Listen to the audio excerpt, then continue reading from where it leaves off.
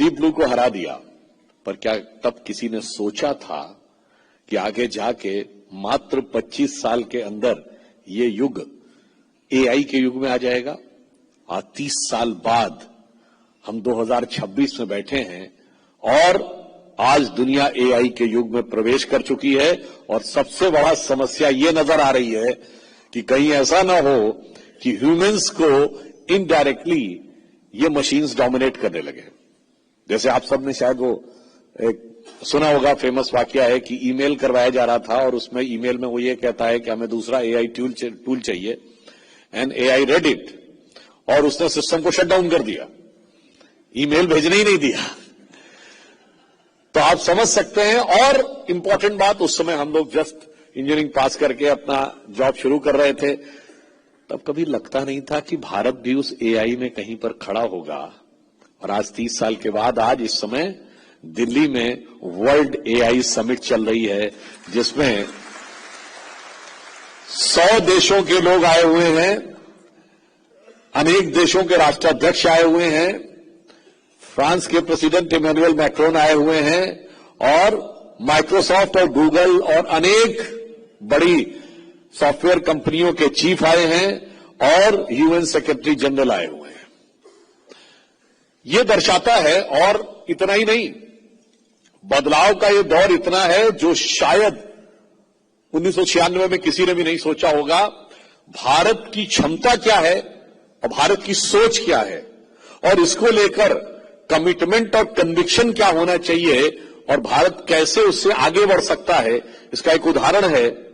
यही देश है और इसकी यही संसद थी जहां इस देश के फाइनेंस मिनिस्टर ने खड़े होकर फ्लोर ऑफ द हाउस पे बोला था कि डिजिटल ट्रांजैक्शन की अडेप्टेबिलिटी भारत में कैसे हो सकती है। यहां के लोग बहुत लिटरेट नहीं है, यहां के लोग टेक सेवी नहीं है, टेक्नोलॉजी की अडेप्टेबिलिटी कैसे हो सकती है। मगर आपने देखा कि प्रधानमंत्री मोदी जी को विश्वास था, और आज भारत ने उस विश्वास को साकार करके दिखाया है। भारत डिजिटल ट्रांजैक्शन में दुनिया का नंबर 1 देश है। और हम सिर्फ नंबर 1 नहीं है, India contributes 49% of the digital transaction of the world, which is put more than put entire US and China together. और लास्ट ईयर भारत का यूपीआई वीजा को पीछे छोड़कर एक दिन में सबसे ज्यादा डिजिटल ट्रांजैक्शन करने वाला वर्ल्ड का बिगेस्ट ग्लोबल प्लेटफॉर्म हो गया है। और हम कितना आगे बढ़े हैं, आप इसी से अंदाजा लगाइए कि आपको याद होगा कि यही आज जो फ्रांस के प्रेसिडेंट इमैनुअल मैक्रोन आए हुए हैं, ये पिछली विजिट में जब आए थे तो जयपुर में सड़क के किनारे चाय वाले को रोड साइड टी स्टॉल पे इन्होंने पेमेंट डिजिटल ट्रांजैक्शन से किया था। जापान के प्राइम मिनिस्टर आए थे, उन्होंने दिल्ली के खान मार्केट में डिजिटल ट्रांजैक्शन से पेमेंट ही नहीं किया।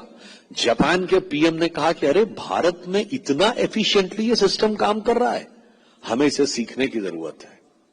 एक दौर था जब ऑक्सफोर्ड में लोग सीखने जाते थे, ज्यादा पुरानी बात नहीं है, 20 साल पहले भी कई नेता जाते थे और बड़ा उनके प्रति अभिभूत होकर बोलते थे कि हमने आपसे बहुत कुछ सीखा है।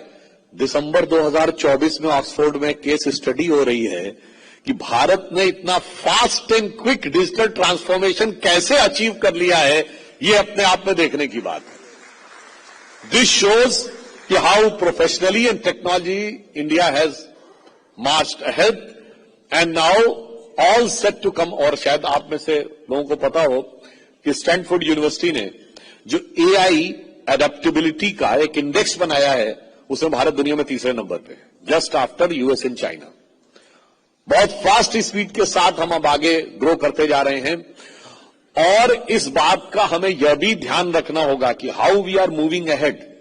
एक छोटी सी बात बताना चाहता हूं, आप सब लोग यहां प्रबुद्ध हैं, आप सॉफ्टवेयर में कितना भी आगे हो जाइए, हार्डवेयर भी तो आपके पास होना चाहिए। और आज किसी भी चीज का हार्डवेयर हो, मोबाइल का, कार का, एसी का, वॉशिंग मशीन का, टीवी का, सब में चिप जरूर लगता है। और वो चिप कहां से आता है? चिप की मैन्युफैक्चरिंग में हम बहुत पीछे थे, और इसलिए अब नेशनल सेमीकंडक्टर मिशन बनाया गया। और आप में से देखिए किस चीजों को किसी ने ध्यान नहीं दिया होगा कि 2024 में 26 जनवरी को फॉक्सकॉन के सीईओ को पद्म भूषण दिया गया।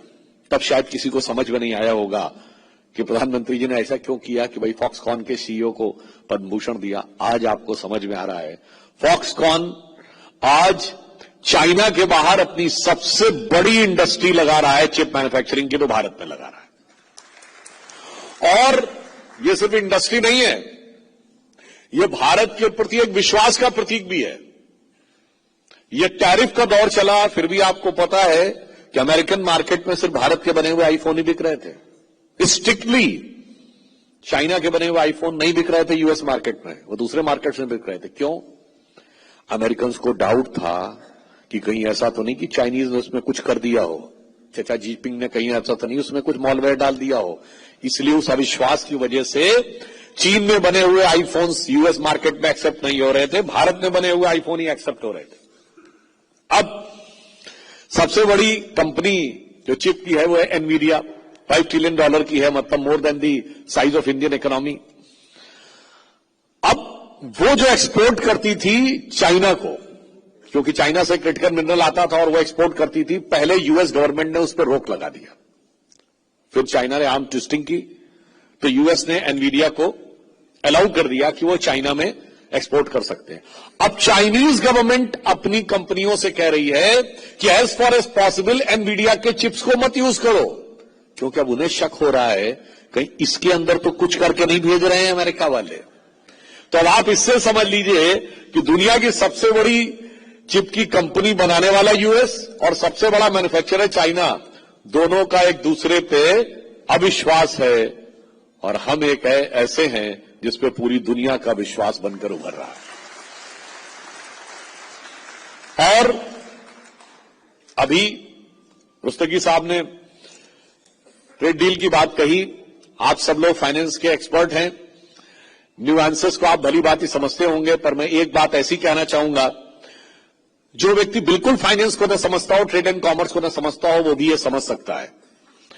पिछले चंद महीनों में, यानी पिछले 1 साल में, 1 से 1.5 साल में भारत ने पहले ऑस्ट्रेलिया के साथ एफटीए साइन कर लिया, फिर यूएई के साथ एफटीए साइन हुआ, फिर जो नॉर्दर्न यूरोपियन कंट्रीज हैं, स्विट्जरलैंड, नॉर्वे, जिनको नॉर्डिक कंट्रीज कहते हैं, उनके साथ एफटीए साइन हुआ, ब्रिटेन के साथ एफटीए साइन हुआ। और Britain prime minister Keith Starmer जब मुंबई आए तो उन्होंने क्या बोला? This is the biggest ever business delegation taken by any British prime minister anywhere in the world. सोचिए कितनी बड़ी जरूरत के साथ आए। और उसके बाद ईयू के साथ हमारा ट्रेड एग्रीमेंट साइन हुआ, जिसके लिए उर्सुला वॉन डर लेyen ने बोला this is mother of all the deals. उसके बाद 72 घंटे के अंदर अमेरिका से साइन हो गया। तो यह समझा जा सकता है कि कौन किसके दबाव में रहा होगा। इसके लिए बहुत लॉजिक लगाने की जरूरत नहीं, हां, परंतु अगर कोई न समझना चाहे तो उसे समझाना बहुत मुश्किल है। देखिए, सोते हुए आदमी को जगाया जा सकता है, जागते हुए आदमी जो आंखें न खोलने का बहाना कर रहा हो, जो देखते हुए भी न देख रहा हो, उसे समझाना बहुत मुश्किल है।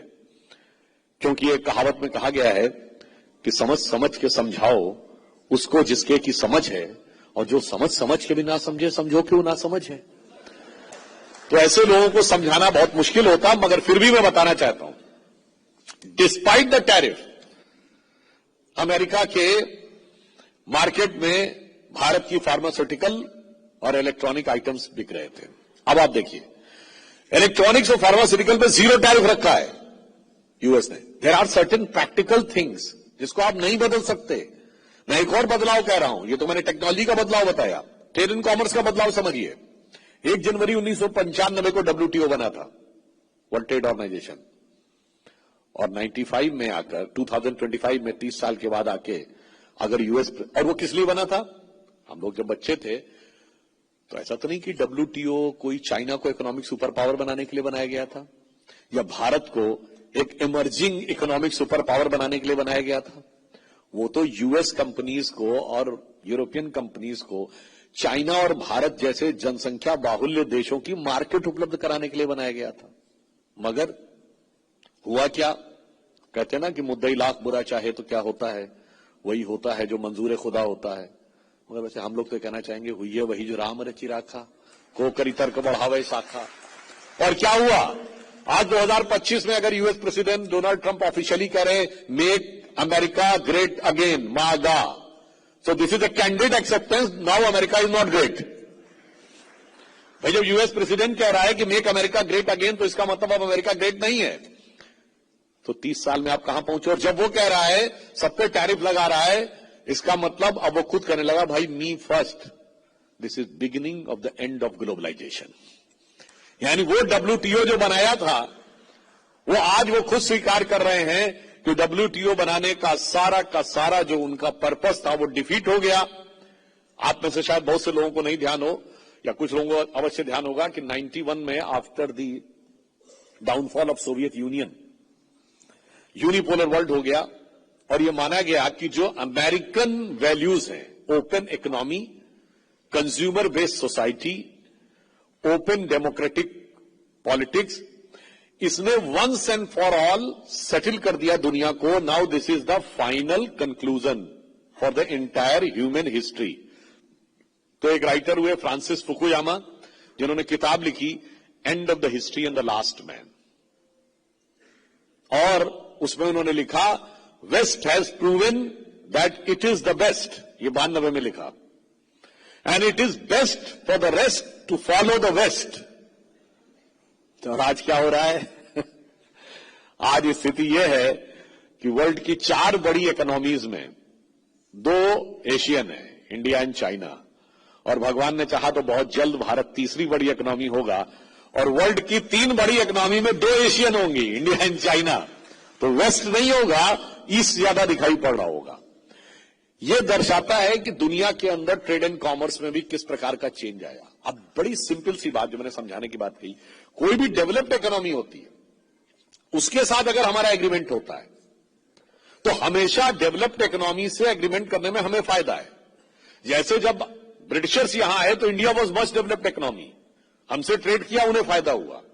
अब कुछ लोग कह रहे हैं कि अमेरिका का 18% टैरिफ हमारे यहां लगता है।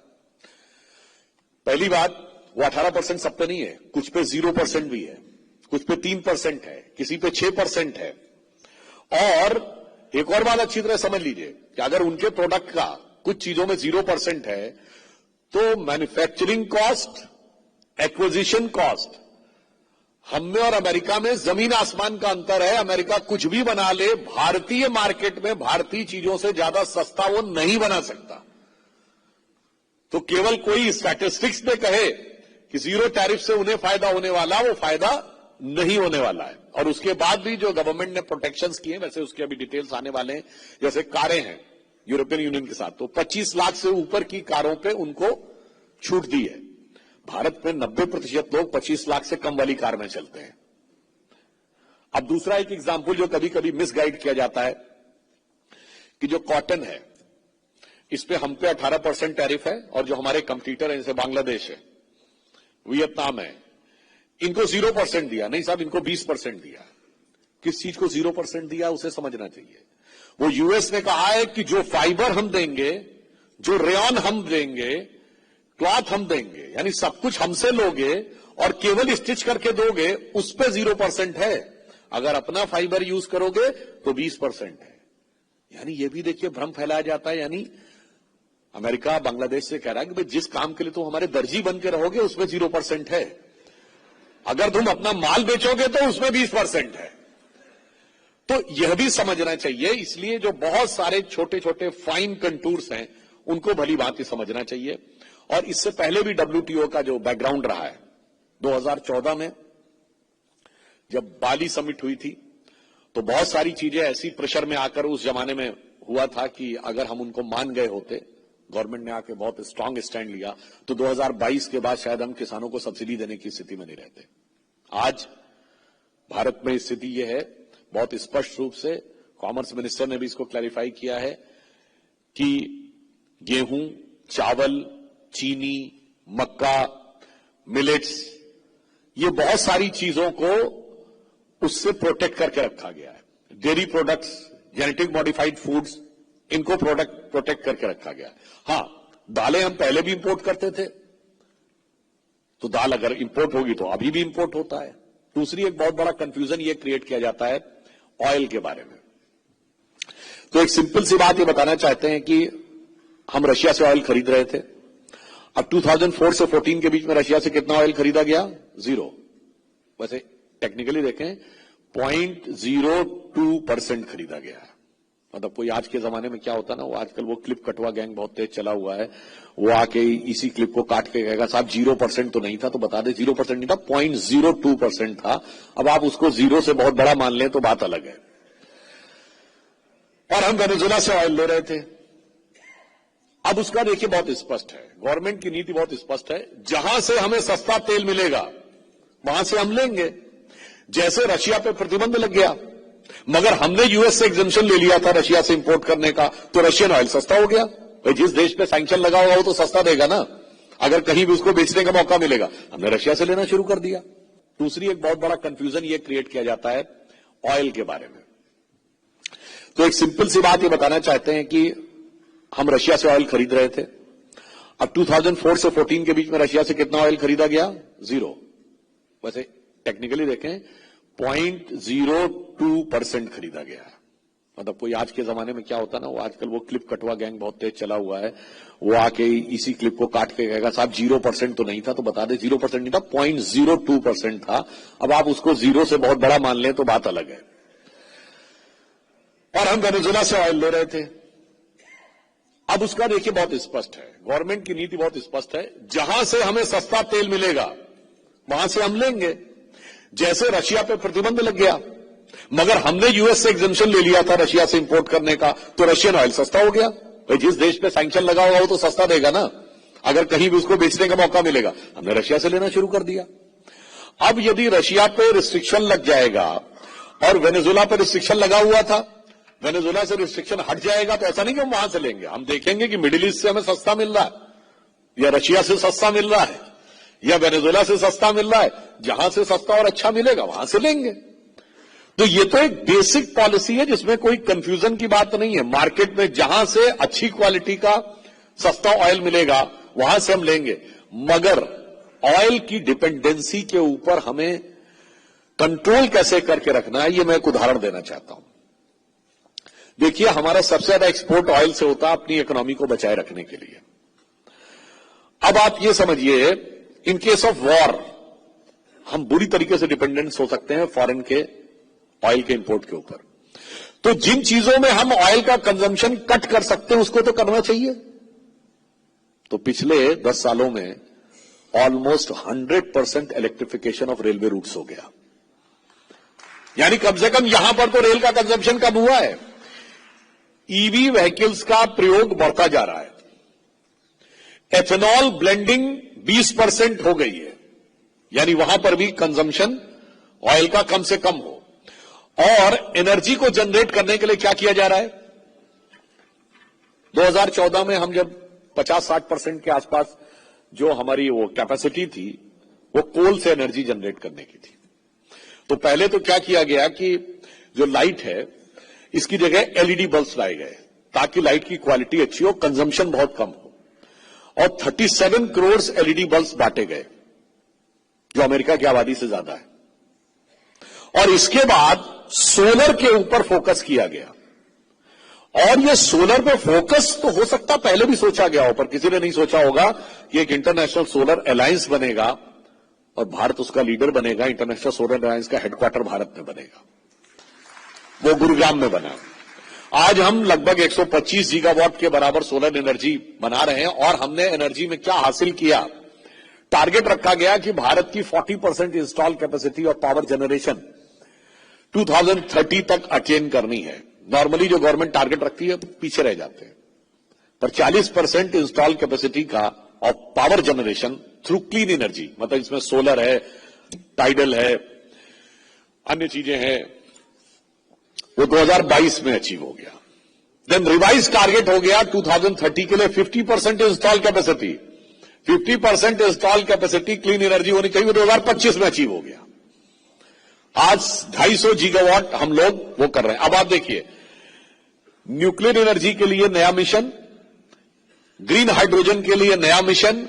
यह साफ दर्शाता है कि फ्यूचरिस्टिक टेक्नोलॉजीज में कैसे आगे बढ़ना है, भारत के लिए नई संभावनाओं के द्वार खोलने हैं। जैसे लोग कहते हैं ना कि भाई मॉडल क्या होगा आपका।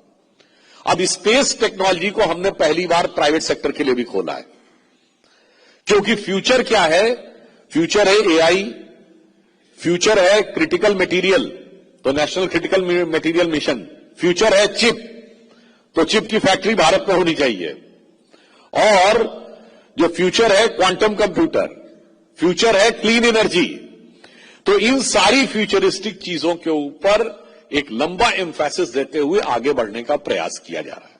आपने बताया कि जो अमीर गरीब की खाई है, इसके बारे में भी वर्ल्ड बैंक की सबसे ऑथेंटिक जो इंडेक्स माना जाता है वर्ल्ड बैंक की गिनी इंडेक्स है, GINI गिनी इंडेक्स। उसमें भारत इनइक्वालिटी के मामले में टॉप 4 देशों में से एक है, और किसी भी G7 G20 कंट्री से ज्यादा बेहतर इक्वालिटी भारत के अंदर है। ये वर्ल्ड बैंक की रिपोर्ट कह रही है, हम लोग नहीं कह रहे हैं। यानी हम विकास भी कर रहे हैं और भारत सबको समावेश करके भी चल रहा है। परंतु इसी के साथ साथ एक दो बात और भी है जो बहुत ध्यान रखने की है। वो ये है कि जब आप राइज करना शुरू करते हैं तो फ्यूचर में संभावनाएं बहुत दिखती हैं और उन्हें रोकने की संभावनाएं भी बहुत होती हैं। अभी मैं आपको 2 संभावनाएं भी बताता हूं, फिर रोकना और उसका जो साइकोलॉजिकल इंपैक्ट और किस ढंग का हमारे ऊपर मेंटल अटैक, उन सारी चीजों पर ध्यान देने की जरूरत है। अब देखिए एक और बात देखिए, यूरोपियन यूनियन के ऊपर अमेरिका ने प्रेशर डाला कि भाई हम डिफेंस का बजट आपका नहीं करेंगे, 5% अपना GDP खर्च करिए डिफेंस में। अब यूरोपियन यूनियन के सामने क्या ऑप्शन है? वो 5% GDP खर्च करके अपने यहां खुद मैन्युफैक्चर करेगा, इतना कॉस्टली पड़ेगा, that will be economically unviable. वो टैरिफ से बचने के लिए अमेरिका ले जाएगा, इतना अनवायबल होगा इकोनॉमिकली कि वो सस्टेन नहीं कर सकता। तो उसके सामने क्या ऑप्शन है? अमेरिका, आज यूरोप के पास क्या है? हाई ग्रेड डिफेंस मटेरियल है, बहुत अच्छी टेक्नोलॉजी है और अच्छा लॉजिस्टिक्स है। फाइनेंस में थोड़ी समस्या, मगर फाइनेंस भी है। नहीं है तो क्या? मैन पावर नहीं है। तो उसके सामने 2 ही ऑप्शन है, या तो चाइना में शिफ्ट करे या भारत में शिफ्ट करे अपनी मैन्युफैक्चरिंग। चाइना पे विश्वास हो गया है, तो ओनली ऑप्शन इज इंडिया। इसीलिए आपने देखा कि रफाल बनाने वाली कंपनी डसॉल्ट एविएशन ने रफाल के फ्यूजलाज बनाने का कॉन्ट्रैक्ट टाटा एरोस्पेस को दिया है। फ्यूजलाज मतलब जो मेन बॉडी होती है प्लेन की, अब वो भारत में बनेगी। अब पंख बनाने का कॉन्ट्रैक्ट के लिए भी, यानी विंग्स बनाने के लिए भी भारत में चल रहा है। आप देखिएगा आने वाले टाइम में इसके लिए बहुत जबरदस्त ऑप्शंस खुलने वाले हैं, और इसके लिए जो रूल्स में चेंज करने थे उन रूल्स को भी चेंज किया गया है। जैसे MSMEs के लिए, अभी आपने बताया ना कि बंगाल में MSME के सेक्टर को रिवाइव करने की आवश्यकता है। MSME में पहले रूल यह था कि अगर कोई चीज आप इंपोर्ट करते हैं और विद इन 6 मंथ आप एक्सपोर्ट कर देते हैं तो एक्साइज ड्यूटी से एग्जेम्प्टेड रहेंगे। अब उस लिमिट को 1 ईयर कर दिया गया है, ताकि जो FTAs हो रहे हैं UAE से, यूरोप से, उसका पूरा फायदा MSME को मिल सके कि भाई आपने लिया और 1 साल में आप बना के दे देंगे तो उस पर एक्साइज ड्यूटी नहीं लगेगी। इसीलिए चाहे इलेक्ट्रॉनिक्स के लिए एक अलग अलॉटमेंट 40,000 करोड़ का करना हो या क्रिटिकल मिनरल के लिए 10,000 करोड़ का करना हो, वो इसीलिए किया गया है कि फ्यूचर में भारत को अब मैन्युफैक्चरिंग के हब के रूप में अपने को स्थापित करना है। अब यहां एक और बात भी आप देखिए कि आने वाले टाइम में जिस ढंग से दुनिया के बड़े बड़े देशों के अंदर टेक्नोलॉजिकल शिफ्ट आ रहा, अब UAE से जो हमारा एग्रीमेंट हुआ, आपने देखा India middle east Europe corridor बन रहा है थ्रू UAE। अब ये चाइना के 1 बेल्ट 1 ऑपरेटिव से, 1 बेल्ट 1 रोड के ऑप्शन से ज्यादा बेहतर ऑप्शन बहुत जल्द क्रिएट हो रहा है। खैर वो भी एक कारण था कि जो मिडिल ईस्ट में वॉर शुरू हो गई, that is an all together a different thing. मगर आप इससे यह समझिए कि UAE को भी पता है कि तेल का खेल अब 15-20 साल का रह गया है।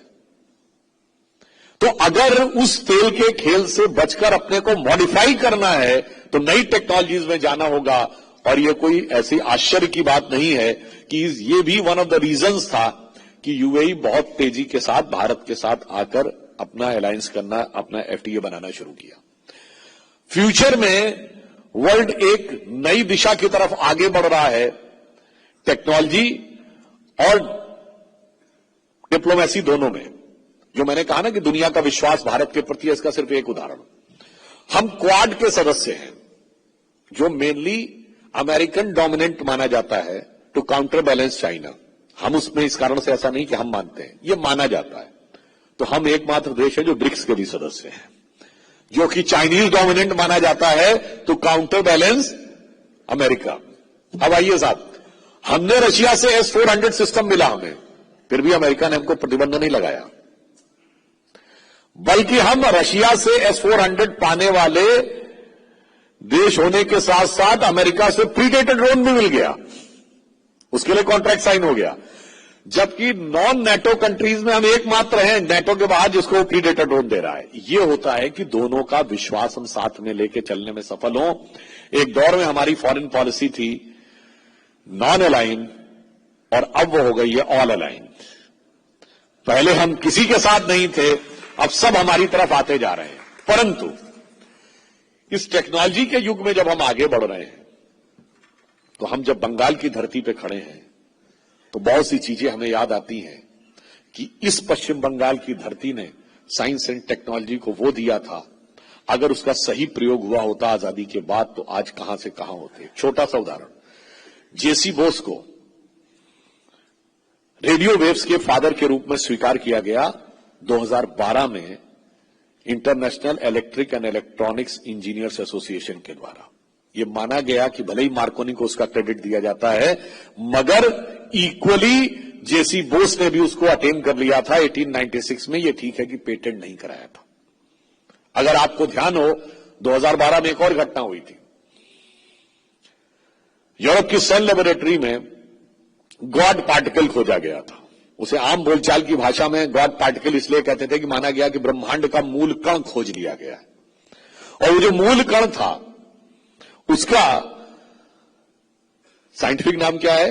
Higgs boson. Higgs boson word दो साइंटिस्टों के नाम पर है, पीटर हिग्स ऑफ इंग्लैंड और सत्येंद्रनाथ बोस ऑफ इंडिया। और सत्येंद्रनाथ बोस जी ने यह कॉन्सेप्ट 1924 में दे दिया था, और आइंस्टीन ने उनके पेपर को एक्सेप्ट किया था, जिसको बोस आइंस्टीन इक्वेशन कहते थे। उसके बाद वो बोस आइंस्टीन इक्वेशन को बोस आइंस्टीन कंडेंसेट के रूप में 1959 में एक्सेप्ट किया गया, और एक्सपेरिमेंटली वो प्रूव हुआ 1995 में, और हिग्स बोसॉन ऑफिशियली इन्वेंट हुआ 2012 में। यानी साइंस एंड टेक्नोलॉजी में कोई ऐसा नहीं कि हम बहुत पीछे थे। आप में से शायद कितने लोगों ने अमल कुमार रॉय चौधरी का नाम सुना है? अमल कुमार रॉय चौधरी भी आजादी से पहले पैदा हुए इसी बंगाल की धरती के एक बहुत बड़े साइंटिस्ट हैं। स्टीफन हॉकिंस का तो नाम सुना होगा, और रोजर पेनरोज को भी सुना होगा। मगर रोजर पेनरोज और स्टीफन हॉकिंस ने 1965 में शायद लिखी अपनी किताब में, जो ग्रेविटी कोलैप्स हो जाती है में, टाइम एंड स्पेस कोलैप्स हो जाता है ब्लैक होल में, उसके लिए जो थीसिस दी है, जिसपे उनको नोबेल प्राइज मिला है, उन्होंने अपनी किताब में मेंशन किया है कि उन्होंने इक्वेशन, डायग्राम और इंस्पिरेशन अमल कुमार राय चौधरी से लिया, जिन्होंने 1955 में यह कॉन्सेप्ट दिया। अब आइए साहब, इसी बंगाल की धरती के थे प्रशांत चंद्र महालोबिस। इंडियन स्टैटिस्टिक्स इंस्टीट्यूशन 1931 में बनाया, और वर्ल्ड के टॉप मोस्ट स्टैटिस्टिशियंस में थे। चाइना से लोग कलकत्ता आए थे, उनसे मिलकर स्टैटिस्टिक्स के फॉर्मुलेशंस को सीखने के लिए। कब? 1950-52 में। 1931 में इंस्टीट्यूट बन गया, इसी बंगाल प्रेसिडेंसी में। 1907 में टाटा आयरन एंड स्टील बनी जमशेदपुर में, तब वो बंगाल प्रेसिडेंसी का हिस्सा था। Indian iron and steel company बनी 1920 में। शांति निकेतन 1921 में, विश्व भारती यूनिवर्सिटी 1931 में। अब आप सोचिए, आजादी से पहले की बातें बता रहा हूं। और सीवी रमन को नोबेल प्राइज 1930 में। पहला डैम कृष्ण सागर डैम 1920 में विश्वेश्वरैया जी ने बनवाया। पहला थर्मल पावर प्लांट 1887 या 88 में कलकत्ता में बना। पहला हाइडल पावर प्लांट 1892 में मैसूर में बना। दुनिया का पहला सिटी जिसने स्ट्रीट लाइट लगाई after outside Europe and America, वो बेंगलुरु था 1902 में। Indian institute of sciences Bengaluru बना 1916 में। इतना तो सब कुछ हुआ और फिर भी बताया गया कि साइंस टेक्नोलॉजी का सारा विकास तो चाचा जी ने करवाया 1947 के बाद।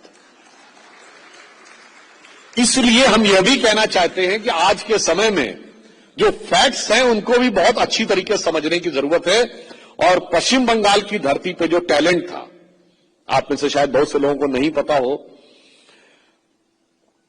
आजकल ये सब बहुत चल रहा है, बहुत प्रकार की बातें चलती हैं कि साहब इतिहास में इसको नहीं पढ़ने दिया गया, उसको नहीं पढ़ने दिया गया। अगर इसको लेकर किसी के मन में कोई कंफ्यूजन है तो मैं कोट करके बोल रहा हूं और उनको कोट करके बोल रहा हूं जिनको काउंटर करने से पहले 10 बार सोचना पड़ेगा। 1931 में इरविन के साथ राउंड टेबल कॉन्फ्रेंस के लिए महात्मा गांधी गए तो रॉयल सोसाइटी ऑफ लंदन में उन्होंने चैथम हाउस में एक लेक्चर दिया 1931 में। उन्होंने कहा था Indian education system was a beautiful tree which was uprooted and destroyed by Britishers 100 and 125 years back, यानी 1931 से 100-125 साल पहले, यानी 1810-20 के आसपास। अब ये सुन के बहुत से अंग्रेज हो गए, अरे ऐसे आप कैसे कह रहे हैं कि एजुकेशन सिस्टम बहुत अच्छा था। तो उन लोगों ने महात्मा गांधी का इंटरव्यू लिया, उनको फॉलो अप किया, चेस किया। महात्मा गांधी ने बहुत सारे उत्तर दिए। तो उन्होंने कहा we want a concrete evidence, documentary evidence. तो एक मिस्टर फिलिप हॉटॉक थे, वो इतना इस बात पे सेंटी हो गए कि ये कैसे कहा कि हमारी एजुकेशन सिस्टम उससे पहले थी। उन्होंने गांधी जी को लगातार लेटर पे लेटर लिखे। जब गांधी जी यरमदा जेल में थे तो फिलिप हॉटॉक के लेटर का उन्होंने जवाब दिया कि मैं जेल में हूं, आपके पत्र का जवाब मिस्टर केटी शाह देंगे। और केटी शाह ने बंगाल प्रेसिडेंसी की विलियम एडम्स की रिपोर्ट और मद्रास प्रेसिडेंसी की टॉमस मुनरो की रिपोर्ट कोट की। विलियम एडम्स की बंगाल प्रेसिडेंसी की रिपोर्ट जो 1810-20 के आसपास है, वो कहती है बंगाल प्रेसिडेंसी में 1 लाख गांव है और 1 लाख स्कूल है और 9,000 से अधिक कॉलेजेस हैं। अच्छा, पॉइंट टू बी नोटेड, इसमें गुरुकुल को स्कूल नहीं माना है। उन्होंने कहा 1 लाख गांव है, 1 लाख स्कूल है। और ये रिपोर्ट कैसी थी? दिस वॉज नॉट ए सर्वे। ये कोई ऐसा नहीं कि डाटा का एक सैंपल लेकर सर्वे बनाया गया। गवर्नर ने ये एक each and every district magistrate से कहा कि एक एक गांव में जाके पर्सनली वेरीफाई करो। और उन्होंने रिपोर्ट में लिखा है almost 90% of the villages were personally visited by district magistrates. और उसके आधार पर रिपोर्ट बनी कि इस स्कूल में 33 बच्चे हैं, तो इसमें 35 बच्चे हैं, तो इसमें 19 बच्चे हैं। और उन्होंने कहा कि बंगाल प्रेसिडेंसी में एजुकेशन का लेवल यह था कि ऑन एन एवरेज जो बच्चे स्कूल जाते थे, हर 63 बच्चों पे एक स्कूल था। यह विलियम एडम्स की रिपोर्ट में पेज नंबर 295 से 300 के बीच में लिखा हुआ है। मगर उसके बाद कहा जाता, और रेट ऑफ लिटरेसी क्या है? जब हर गांव में एक स्कूल है, उसके बाद रेट ऑफ लिटरेसी समझने की जरूरत है, 80 से 85% है। अब आइए साहब, उसके बाद उन बच्चों का जातिवार वर्णन है। बच्चों का ही नहीं, टीचर्स का भी कास्ट वाइज डिस्ट्रीब्यूशन है। वो कहता है सबसे ज्यादा 2 जातियों के शिक्षक हैं बंगाल प्रेसिडेंसी में, ब्राह्मण और Kayastha, but they constitute not more than 40%। और रेस्ट ऑफ द 60% में भिन्न भिन्न जातियों के शिक्षक हैं, जिनमें 30-32 जातियों के शिक्षक हैं। और जिसमें उन जातियों के शिक्षकों की संख्या दी हुई है, यानी कहा गया शिक्षक हैं 9 हैं कि 10 हैं कि 11 हैं, जिन्हें शेड्यूल्ड कास्ट में सबसे लोएस्ट माना जाता है। जिन जातियों का नाम ऑफिशियली लेना अनकॉन्स्टिट्यूशनल माना जाता है, इसलिए नाम नहीं ले रहा हूं, जाके रिपोर्ट में पढ़ लीजिएगा। इतनी समानता, इतनी शिक्षा, इतनी उन्नत व्यवस्था इस बंगाल की थी। उसके बाद हमें यह बताया गया है कि हमें तो पढ़ना लिखना आता ही नहीं था। इसलिए आज हमें उस माइंडसेट को भी समझने की जरूरत है। और ये जो कहानियां हमें समझाई जाती हैं कि हमें पढ़ना लिखना आता नहीं था, इसका भी मैं एक उदाहरण देना चाहता हूं। आप सब ने पढ़ा होगा, हमारी जनरेशन के जो लोग हमसे बड़े यहां बैठे दिख रहे हैं, उन सब ने तो पढ़ा ही पढ़ा होगा साहब वेदों को श्रुति इसलिए कहते हैं कि लोग लिखना नहीं जानते थे, तो ओरल ट्रेडिशन से चल रहे थे। अरे भाई ये बताइए, जिस सोसाइटी ने ट्रिग्नोमेट्री खोज लिया, जिस सोसाइटी ने न्यूमेरिक सिस्टम खोजा, अर्थमेटिक खोजा, जिसने सुश्रुत जैसी पूरी सर्जरी की साइंस पे किताब लिख दी, जिसने आयुर्वेद खोज लिया, जिसने एस्ट्रोनॉमी खोज ली, ग्रहों की गणना करके दिखा दी, जिसने ओपनिषदिक फिलॉसफी बनाई, जिसके लिए ऑर्थर शोपेनहावर ने कहा this is the product of highest human wisdom, वो लिखना नहीं जानते थे। अगर कोई ये कहे तो वह व्यक्ति मूर्ख नहीं पागल होगा। जो कहे कि इतनी एक्सॉल्टेड नॉलेज वाले लोग लिखना नहीं जानते थे, एक्चुअली में वो लिखना नहीं चाहते थे।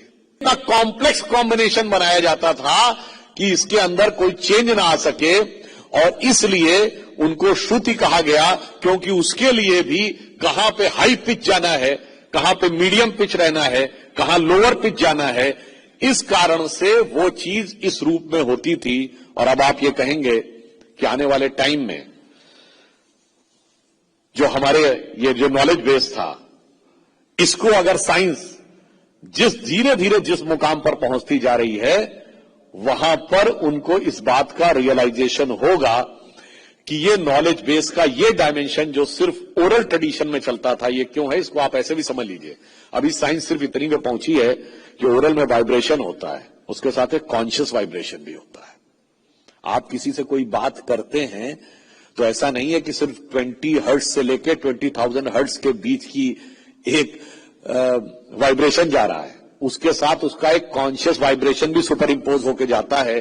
और अब हम कॉन्शियस के थ्रेशहोल्ड की तरफ जा रहे हैं।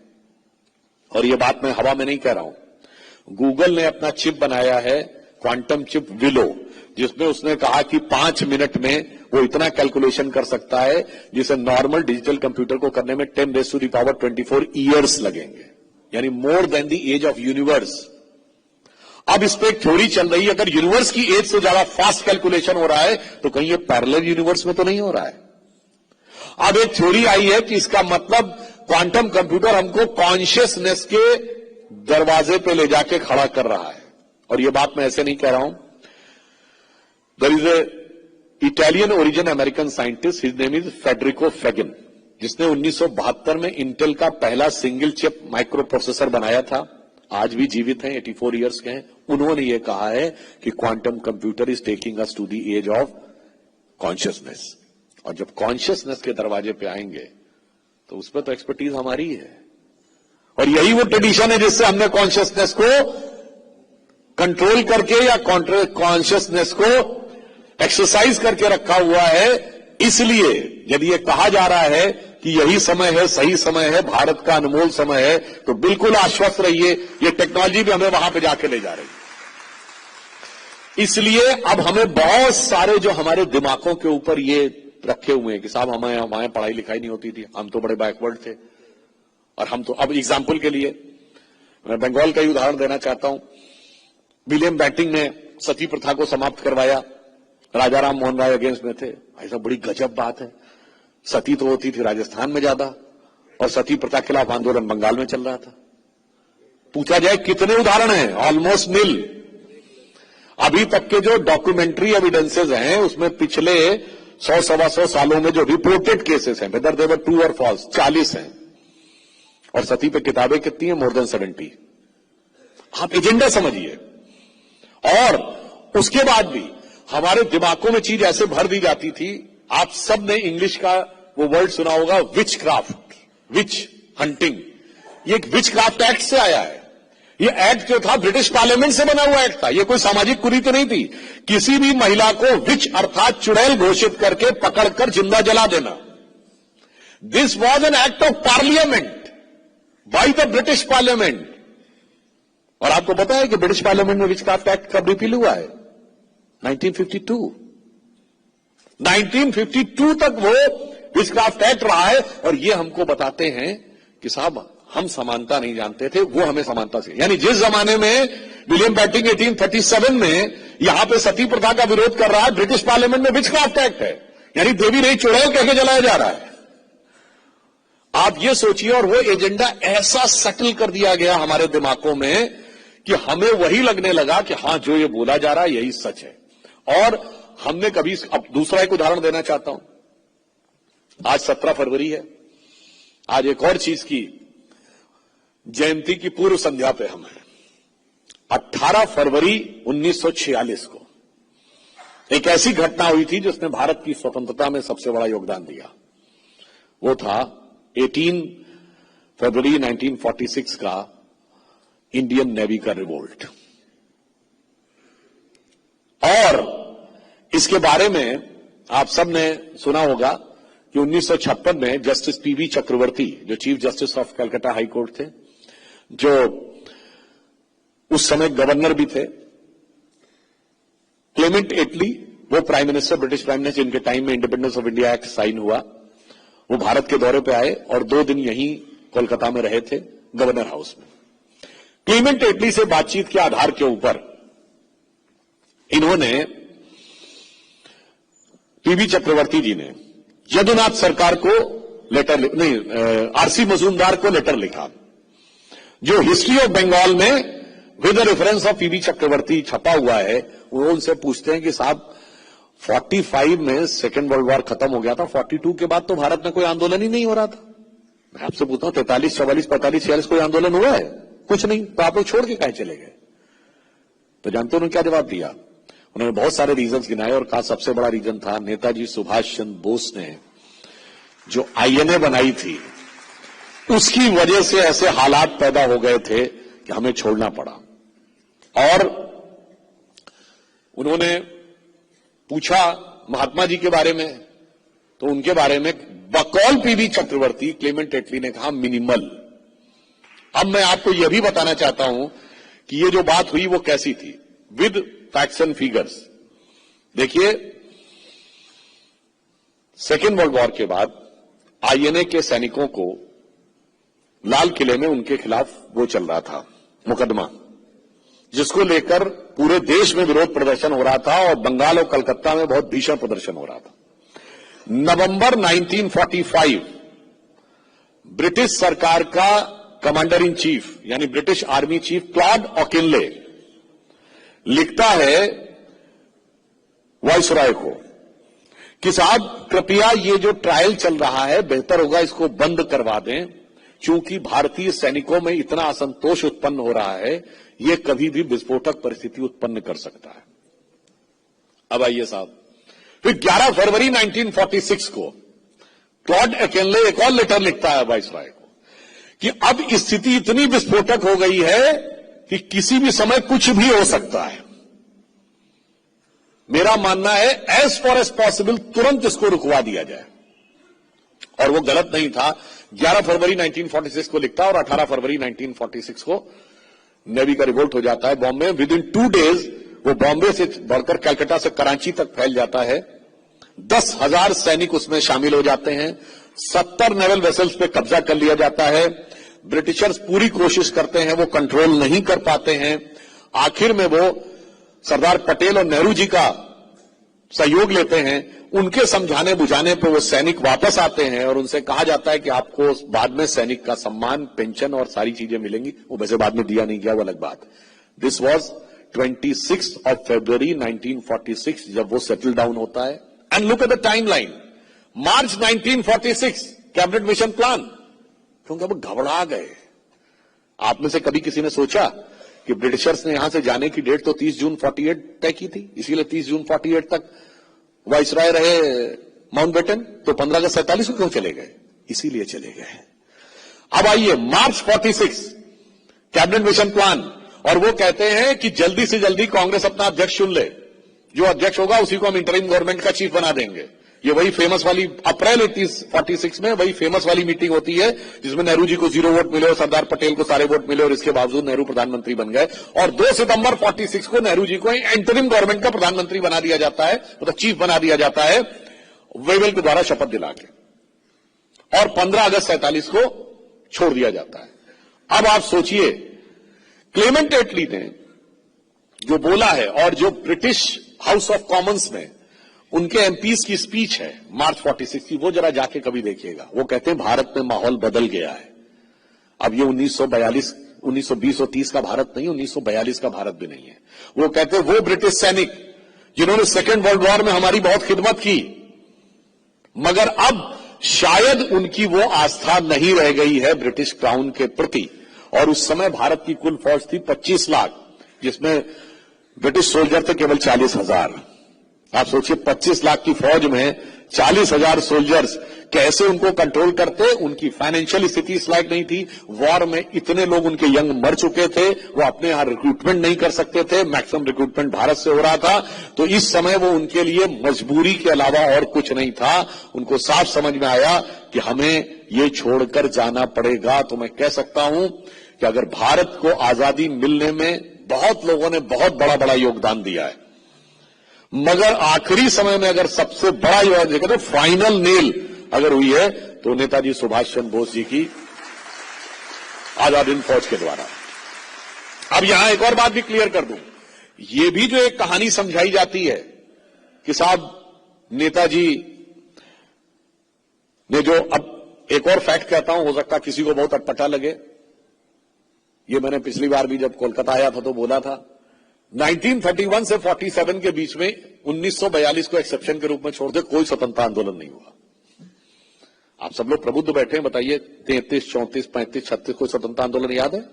37, 38, 39, 41, 43, 44, 45, 46 कुछ नहीं, आंदोलन नहीं हो रहा था। आंदोलन हम लड़ रहे थे, जबरदस्त तरीके से लड़ रहे थे। और 1942 में अगस्त में क्यों आंदोलन हुआ? सेकेंड वर्ल्ड वॉर तो 39 में शुरू हो गया था, 1 सितंबर 39 को।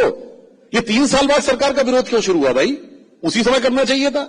नेताजी ने कहा था जैसे ही सेकेंड वर्ल्ड वॉर शुरू हुआ था, यही मौका है, ब्रिटिशर्स को दबा लेना चाहिए। उस समय लोग नहीं तैयार हुए। फिर 3 साल बाद क्यों तैयार हो गए? क्योंकि दिसंबर 41 में पर्ल हार्बर हो चुका था, हिटलर ने 2 फ्रंट एक साथ खोल दिए थे, और 1942 के शुरू में ऐसा लगने लगा था कि वॉर इक्वी बैलेंस है, अब पता नहीं कौन जीत जाए। और मैं इसीलिए विद प्रूफ बोल रहा हूं, 14 या 15 जुलाई 1942 को CWC का रेजोल्यूशन है कि we pledge and request to British government, जिसको आप क्विट इंडिया कह रहे थे, to give a freedom to us, we will convert the ill will to the British empire into a good will. कितनी गजब की लड़ाई है।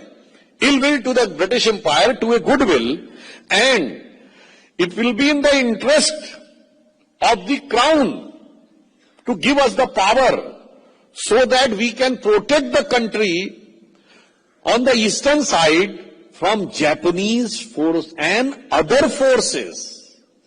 Japanese aggression and other forces कौन थे? मुझे लगता है समझने की जरूरत नहीं कि other forces कौन थे। और आगे क्या कर रहे हैं? We will ensure that the Allies will have their troops stationed in India. क्या गजब की लड़ाई थी। इसका मतलब एक खौफ दिखने लगा था कि नेताजी अब पूर्वी सीमा पर, उस समय INA का गठन हो रहा था, उन्हें लग रहा था कि इधर की तरफ से आ सकते हैं, और ऐसा न हो कि भारत स्वतंत्र हो जाए और हम देखते ही रह जाएं और वह चीज समाप्त हो जाए।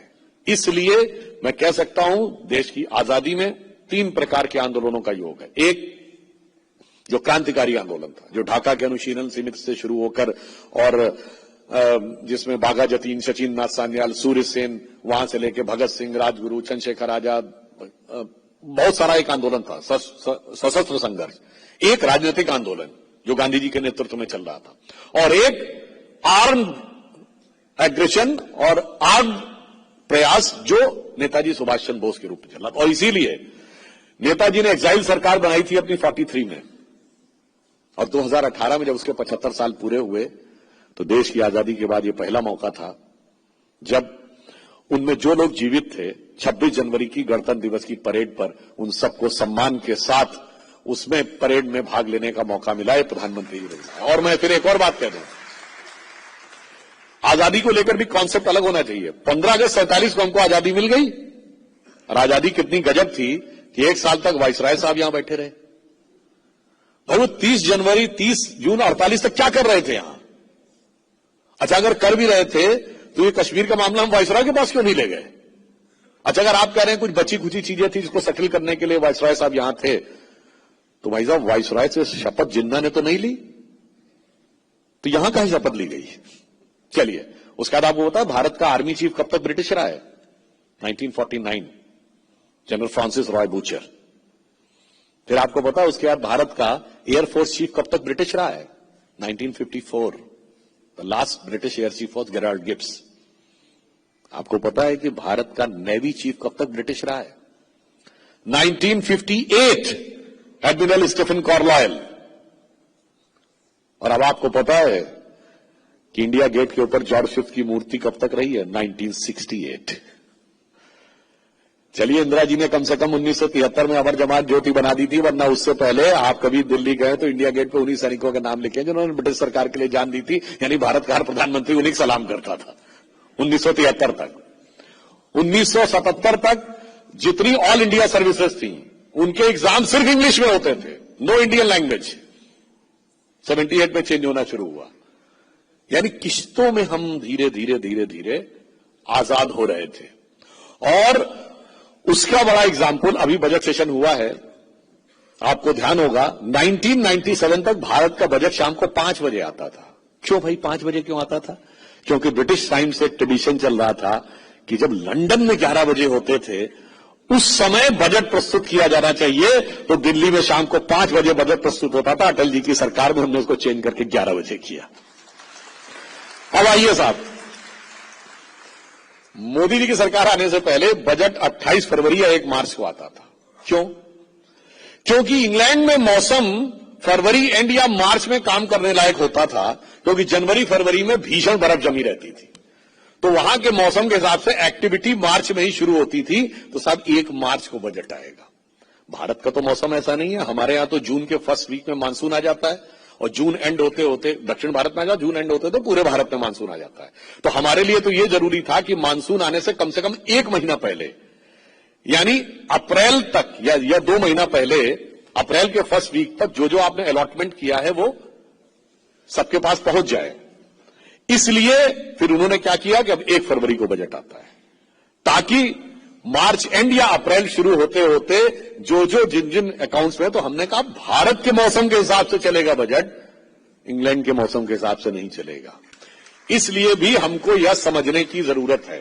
और फिर एक और बात कहूं, आजकल वंदे मातरम के 150 साल पूरे हुए, अभी आपने देखा पूर्ण वंदे मातरम गाया गया।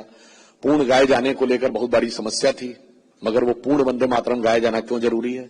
उनके जिन हिस्सों को लेकर विषय उठता था, तुम दुर्गा 10 प्रहरण धारिणी, कमला कमलदर विहारिणी, ये वो चीज है जो पूरे देश को जोड़ती है। कैसे? जब आप कहते हैं तुम दुर्गा 10 प्रहर धारिणी, कमला कमलदर विहारिणी, तो आपकी श्रद्धा जितनी कलकत्ता की काली मां से जुड़ती है, उतना ही त्रिपुरा की त्रिपुर सुंदरी से जुड़ती है, उतनी असम की कामाख्या जी से जुड़ती है, उतनी ही मुंबई की मुंबा देवी से जुड़ती है, उतने ही विंध्याचल की विंध्यवासिनी से जुड़ती है, उतनी ही कश्मीर की वैष्णो देवी से जुड़ती है, और उतनी ही तमिलनाडु की कन्याकुमारी से जुड़ती है। एकाकार हो जाती है चेतना। और इतना ही नहीं, जो हिस्से आज हमारे पॉलिटिकल कंट्रोल में नहीं है, वही चेतना हमारी ढाका की ढाकेश्वरी और बलूचिस्तान की हिंगलाज माता से भी जाके जुड़ जाती है। इसलिए उसे उस रूप में करना आवश्यक था। इसलिए मैं कह सकता हूं कि जब इंडिया को आगे बढ़ना है तो टेक्नोलॉजी, फाइनेंस, डिप्लोमेसी और उसके साथ अपनी आइडेंटिटी और कॉन्फिडेंस को भी समझते हुए आगे बढ़ना है। और मैं ये भी कहना चाहता हूं कि भाई इन चीजों का इंपैक्ट क्या पड़ता है। अब मैं उदाहरण बताना चाहता हूं। 2016 में 15 अगस्त को जिस दिन प्रधानमंत्री जी ने लाल किले से बलूचिस्तान का मुद्दा उठाया, उस दिन मैं इंग्लिश टीवी चैनल पर डिबेट में था। तो वॉशिंगटन डीसी से एक बलूच नेता अहमद मुफ्ती खान बैठे थे, और पाकिस्तान की तरफ से जनरल शफकत सईद बैठे हुए थे। तो उस बलूच नेता ने कहा कि साहब, in this entire region there are several countries, but every country is having their identity and ethnicity. Like Kazakhstan is having Kazakh identity, Uzbekistan is having an Uzbek identity, Afghanistan is having Afghan culture and Afghan identity, but if there is any fake country in this area which is having no identity and culture, that is Pakistan. So what happened the Pakistani representative got excited, agitated. He said, what you are talking about? Are you not Pakistani? Then the reply of Baluch leader was, yes, I am Baluch, I am not Pakistani. तो उसने कहा, if you are not Pakistani, then what is your identity? You know Ahmad मुफ्ती खान का जवाब क्या था? हम फिर कह रहे हैं हम बलूच हैं, हम पाकिस्तानी नहीं हैं, हम हिंगलाज माता की संतान हैं। अब सुनिए, इसके बाद वो इंग्लिश चैनल में हिंदी पे आ गया, पाकिस्तान वाला अबे तबे पे आ गया, कहता अबे हिंगलाज माता क्यों बोल रहा, फिर भारत माता ही बोल दे। एंड टू योर सरप्राइज, आप यूट्यूब पे जाके उसको देख भी सकते हैं। एक बलूच नेता अहमद मुफ्ती खान बैठे थे और पाकिस्तान की तरफ से जनरल शफकत सईद बैठे हुए थे। तो उस बलूच नेता ने कहा कि साहब, in this entire region there are several countries, but every country is having their identity and ethnicity. Like Kazakhstan is having Kazakh identity, Uzbekistan is having an Uzbek identity, Afghanistan is having Afghan culture and Afghan identity, but if there is any fake country in this area which is having no identity and culture, that is Pakistan. So what happened? The Pakistani representative got excited, agitated. He said, what you are talking about? Are you not Pakistani? Then the reply of Baluch leader was, yes, I am Baluch, I am not Pakistani. तो उसने कहा, if you are not Pakistani, then what is your identity? You know Ahmad मुफ्ती खान का जवाब क्या था? हम फिर कह रहे हैं हम बलूच हैं, हम पाकिस्तानी नहीं हैं, हम हिंगलाज माता की संतान हैं। अब सुनिए, इसके बाद वो इंग्लिश चैनल में हिंदी पे आ गया, पाकिस्तान वाला अबे तबे पे आ गया, कहता अबे हिंगलाज माता क्यों बोल रहा, फिर भारत माता ही बोल दे। एंड टू योर सरप्राइज, आप यूट्यूब पे जाके उसको देख भी सकते हैं।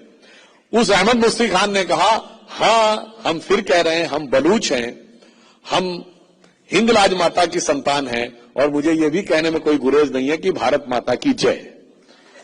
इसके बाद तो वो डिबेट गाली गलौज बदल गई, वो कहने लगा वो दिख गया है, पैसा खा के बैठा है, मोदी का आदमी है, वगैरह वगैरह वगैरह वगैरह, सब शुरू हो गया। बट आप ये समझिए, देश का कोई भी हिस्सा अलग हो जाए, कैसे इमोशनल बॉन्डिंग के थ्रू आपका कनेक्ट बना रहता है, और वो हिस्ट्री के किसी भी टाइम पर आकर कैसे खड़ा हो जाता है। और मैं फिर ये कह रहा हूं, चूंकि यहां पर देवी दुर्गा की बहुत पूजा होती है पश्चिम बंगाल में, और लोगों के दिमाग में ऐसा मैकॉले का माइंडसेट बैठा हुआ है कि आपको ध्यान हो, किसी एक नेता ने बोला था कि in my opinion Durga is a mutton eating and liquor consuming goddess, बोला था ना। नाम लेना उचित नहीं है चूंकि कोई राजनीतिक मंच नहीं है, मगर मैं समझना चाहता हूं कि ये लोग कितनी छोटे लेवल की माइंडसेट रखते थे। दुर्गा के कितने स्वरूप हैं? 9। और वो 9 दुर्गा किसके प्रतीक है?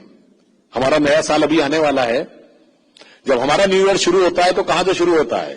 किसी के जन्म से नहीं शुरू होता।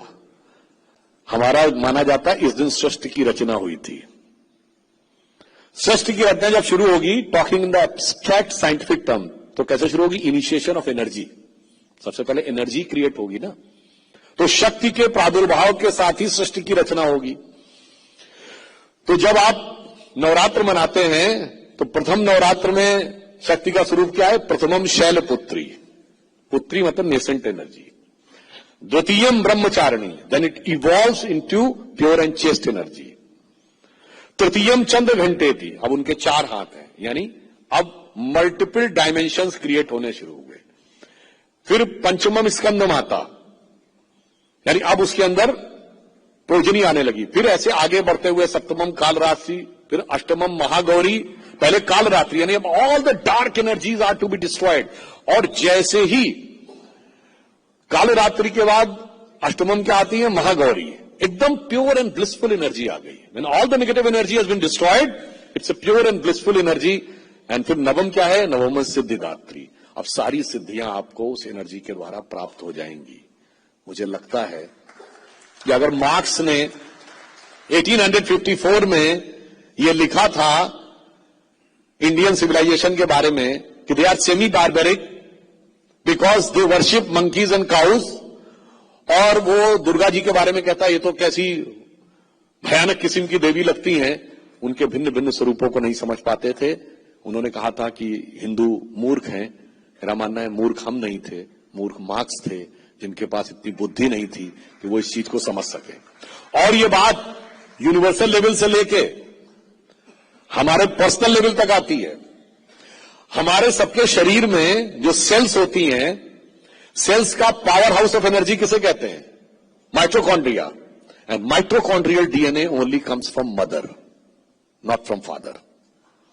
इसका मतलब हमारे शरीर के अंदर शक्ति का प्रादुर्भाव भी मात्र शक्ति ही है, और यूनिवर्स में शक्ति का प्रादुर्भाव भी मात्र शक्ति ही है। इसीलिए हमारे यहां, अब ये सोशल एंगल नहीं है, देखिए क्या होता है, लोग साइंस तक नहीं पहुंच पाते, उसको सोशल से जोड़ने लगते हैं। इसीलिए जो लोग ये कहते हैं कि साहब हमारे यहां इक्वलिटी नहीं है, हमारे यहां इक्वलिटी नहीं है, हमारे यहां शक्ति को पहले रखा गया है। क्या बोला जाता? गौरी शंकर, गौरी पहले शंकर बाद में, लक्ष्मी नारायण, लक्ष्मी पहले नारायण बाद में, राधा कृष्ण सीताराम और माता पिता।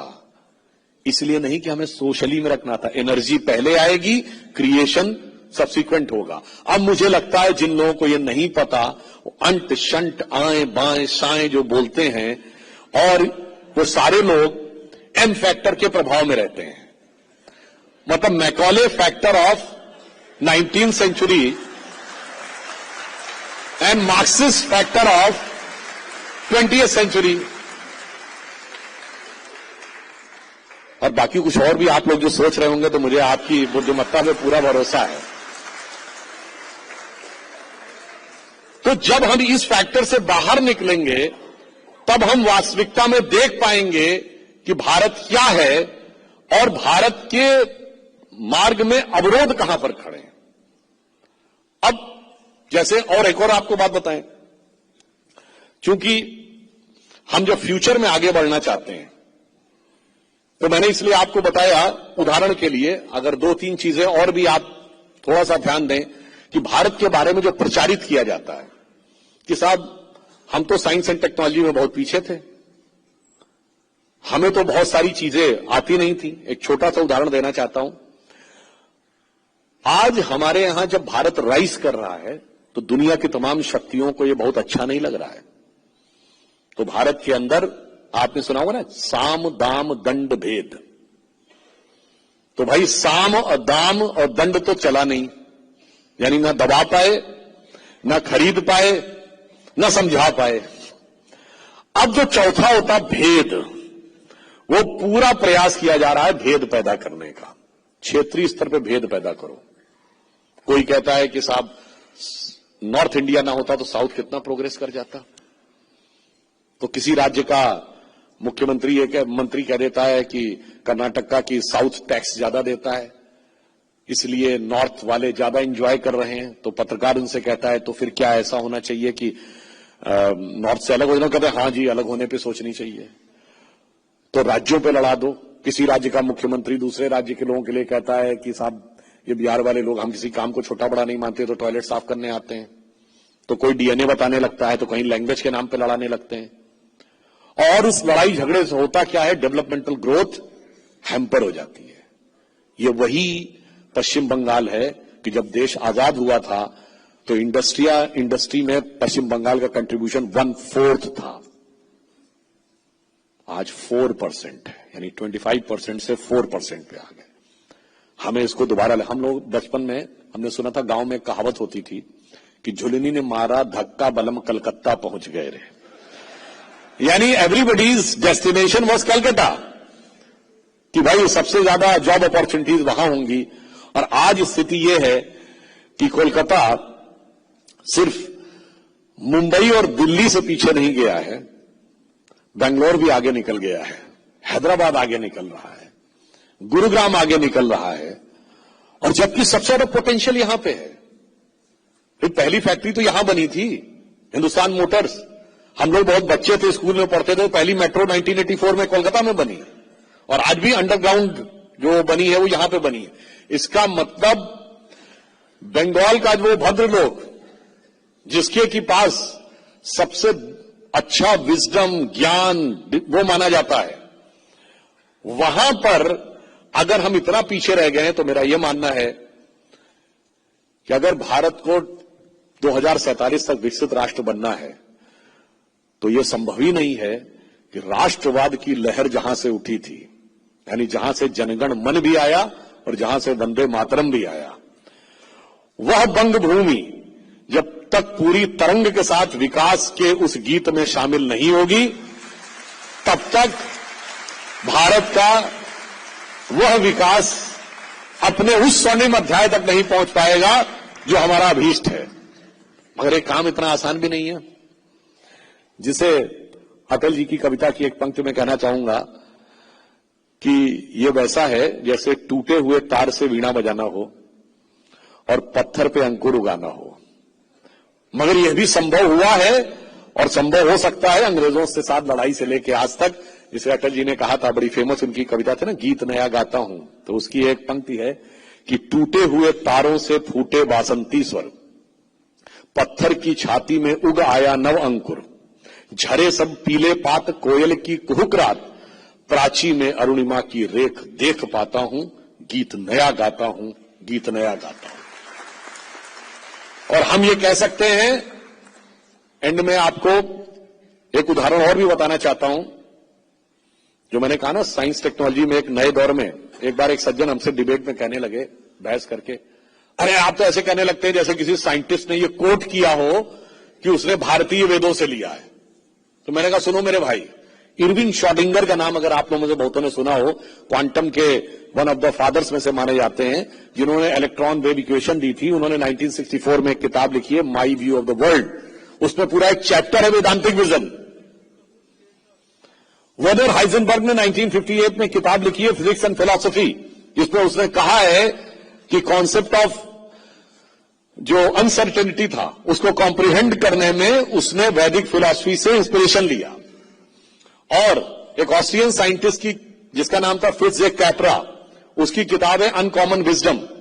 उसमें पेज नंबर 41-42 पर वो लिखता है कि जब हाइजेनबर्ग बहुत बूढ़े हो गए थे, और मुझे उसमें डेट तो वो लिखता है 11 अप्रैल 1972 को मैं वियना से म्यूनिक गया हाइजेनबर्ग से मिलने, और हाइजेनबर्ग ने मुझसे कहा कि 1929 में वो भारत आए थे और रविंद्रनाथ टैगोर के साथ, गुरुदेव रविंद्रनाथ टैगोर के साथ डिफरेंट एस्पेक्ट्स ऑफ वेदांतिक फिलॉसफी पे उनका गहरा डिस्कशन हुआ। एंड आफ्टर दैट, ये कौन कह रहा है? Fritjof Capra, Austrian scientist, quoting Werner Heisenberg, a German scientist, in a book written by German and English. इसमें इंडियन कोई नहीं है और संघी भाजपाई तो कोई भी नहीं है। वो ये कह रहा है कि the entire concept of interconnectedness, impertinence and uncertainty, which I was thinking crazy after discussion with Gurudev Rabindranath Tagore, I got a comprehension and the things were looking in a proper sense. यानी ये दर्शाता है, इसीलिए मैंने आपको बताया कि जेसी बोस से लेके सत्येंद्रनाथ बोस से लेके अमल कुमार राय चौधरी से लेके वर्नर हाइजेनबर्ग को दृष्टि दिखाने तक बंगाल की धरती का जो महत्वपूर्ण योगदान रहा है, मुझे लगता है इसीलिए मैं कह सकता हूं कि भारत के उस विकास में बगैर इसके हम अपने लक्ष्य को हासिल नहीं कर सकते। और कुछ सिद्ध महापुरुष होते हैं जो कह के जाते हैं तो वो बात व्यर्थ नहीं होती। देखिए, श्री अरविंदो ने एक बार ये बात कही थी कि शरीर में जो स्थान आत्मा का है वो दुनिया में स्थान भारत का है, क्योंकि भारत से 2.4% ऑफ द लैंड मास है। फिर भी बहुत से लोग सोचते हैं भारत कैप्चर हो जाएगा तो कंट्रोल आ जाएगा, पर हम एकमात्र देश हैं जो आज तक खत्म नहीं हुए।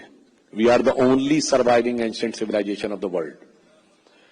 श्री अरविंदो ने कहा था कि India is passing through a great transition of 175 years, and after completion of 175 years India will start marching towards its glorious future which is awaiting.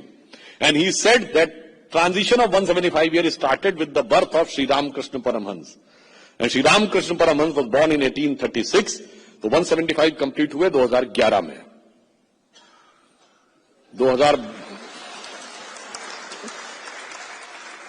2011 में एक चेंज तो आया, पश्चिम बंगाल में भी एक चेंज आया था। कि वो लाली मेरे लाल की जित देखूं तित लाल, वो गायब हो गई थी।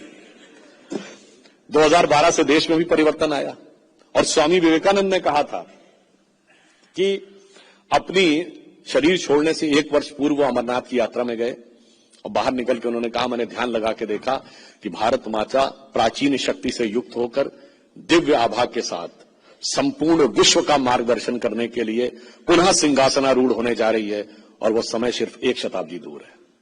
1902 से अगर आप 1 शताब्दी जोड़ें तो 2002, और कहे गए वाक्य व्यर्थ नहीं जाते, जाके चेक करिएगा। 2003-04 से इंडिया की सक्सेस स्टोरी आनी शुरू हुई। 2004 में हमारा फॉरेन एक्सचेंज रिजर्व $100 बिलियन पहुंचा।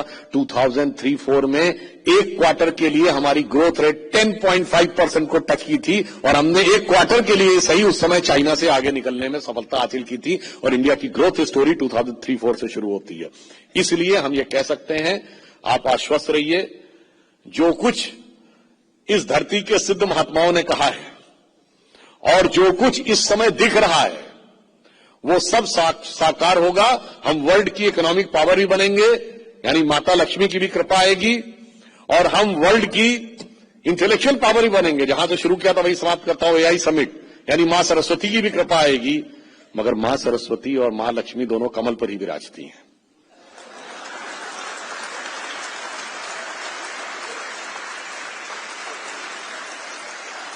तो सिर्फ इतना ही कहना चाहता हूं, यू बी वेरी क्लियर कि India's time and movement has arrived.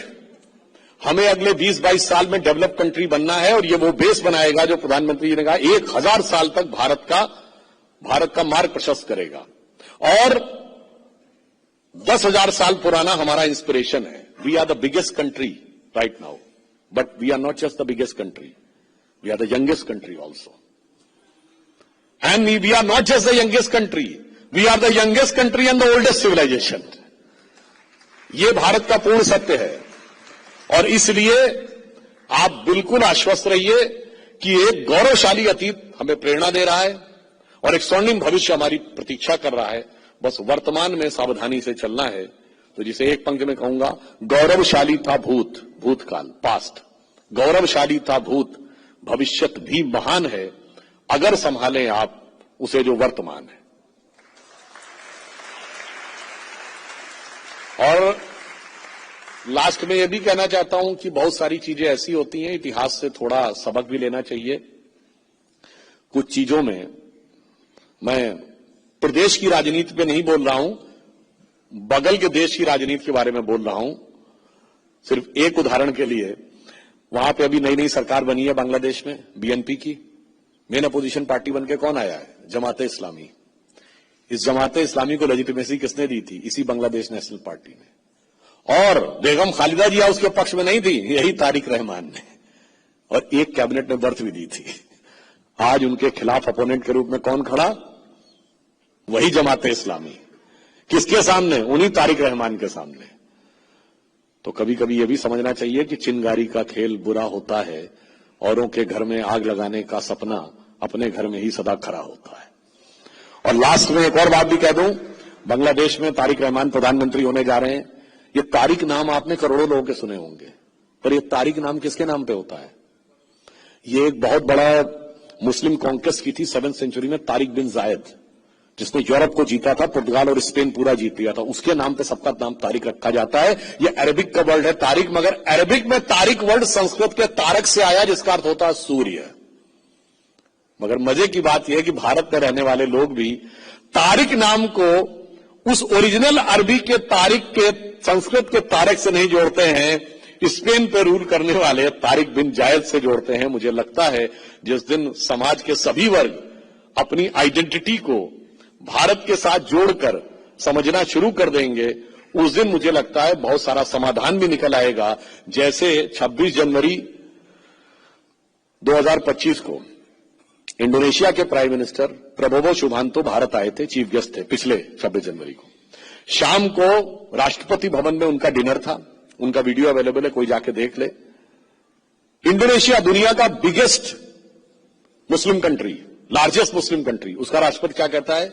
Few weeks back, I got my genetic sequencing done and I was told that I am having an Indian DNA. तो बस आप ये समझ लीजिए कि अगर सब लोग ये मान लेंगे कि हकीकत में और न माने, तब साइंस मनवाने वाली के सुने होंगे। पर ये तारिक नाम किसके नाम पे होता है? ये एक बहुत बड़ा मुस्लिम कॉन्क्वेस्ट की थी 7वीं सेंचुरी में, तारिक बिन जायद, जिसने यूरोप को जीता था, पुर्तगाल और स्पेन पूरा जीत लिया था। उसके नाम पे सबका नाम तारिक रखा जाता है। ये अरबिक का वर्ड है तारिक, मगर अरबिक में तारिक वर्ड संस्कृत के तारक से आया, जिसका अर्थ होता है सूर्य। मगर मजे की बात यह है कि भारत में रहने वाले लोग भी तारिक नाम को उस ओरिजिनल अरबी के तारिक के संस्कृत के तारक से नहीं जोड़ते हैं, स्पेन पे रूल करने वाले तारिक बिन जायद से जोड़ते हैं। मुझे लगता है जिस दिन समाज के सभी वर्ग अपनी आइडेंटिटी को भारत के साथ जोड़कर समझना शुरू कर देंगे, उस दिन मुझे लगता है बहुत सारा समाधान भी निकल आएगा। जैसे 26 जनवरी 2025 को इंडोनेशिया के prime minister Prabowo Subianto Bharat आए थे, चीफ गेस्ट थे पिछले 26 जनवरी को। शाम को राष्ट्रपति भवन में उनका डिनर था, उनका वीडियो अवेलेबल है, कोई जाके देख ले। इंडोनेशिया दुनिया का biggest Muslim country, largest Muslim country, उसका राष्ट्रपति क्या कहता है? few weeks back I got my genetic sequencing done and I was told that I am having an Indian DNA. तो बस आप ये समझ लीजिए कि अगर सब लोग ये मान लेंगे कि हकीकत में और न माने, तब साइंस मनवाने वाली है। भाई आज से 30 साल पहले, जब तक डीएनए टेस्टिंग नहीं आई थी, 40 साल पहले, तमाम हिंदी फिल्मों की स्टोरी पूरी इस पे घूमती रहती थी कि विलन कहता था हीरोइन से बच्चा मेरा नहीं है, और वो बेचारी जिंदगी भर यही साबित करने में लग जाती, बच्चा इसका है। पूरी फिल्म की स्टोरी उसी में चलती थी। आज जिंदगी की जरूरत नहीं, 48 से 72 घंटे में साबित हो जाएगा कौन किसका बच्चा है। उसी प्रकार कोविड ने जीनोम सीक्वेंसिंग लाया है, और फटाफट अपनी जीनोम सीक्वेंसिंग कराइए और पता लग जाएगा किसी का बाहर से कोई कनेक्शन नहीं है, सब किसी का हमने छीना नहीं, प्रकृति का रहा पालना यही, हमारी जन्मभूमि थी यही, कहीं से हम आए थे नहीं। और लास्ट में मैं सिर्फ ये कहूंगा, हम India is all set to rise but not to dominate the world. We do not want to become super power, we want to become Vishwamitra और Vishwaguru. Because when you are standing by the side of a powerful person, you feel a little bit hesitant, you feel a little bit awful, sometimes you feel a little bit fearsome. But when you are standing by the side of your guru, you feel exalted, elated and inspired.